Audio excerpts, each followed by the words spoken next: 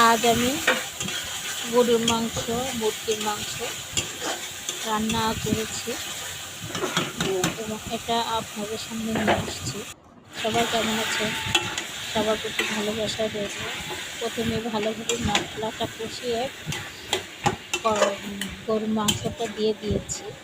পাশে আমার মুরগির মাংস রান্না করছে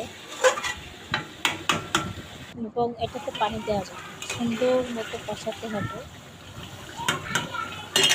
এর পাশে আমার মুরগির মাংসটা দেওয়া আছে, এটা রেডি হচ্ছে এবং পাশে যে আমার এটা মুরগির মাংস রান্নার রেডি, এটা কষানো হচ্ছে ভালোভাবে। এটা এখনো শেষ নামেনি। মুরগির মাংস, গরুর মাংস এবং মুরগির গলা, গিলা, এগুলোতে লটপটে রান্না করেছি। আপনারা কে কেমন পছন্দ করেন জানেন না। এটা আবার মুরগির মাংস, একটা গরুর মাংস, দুইটা রুটি। পাশে আমি ইলিশ মাছ ভাজছি আর বাকিরে অনেক বৃষ্টি হচ্ছে।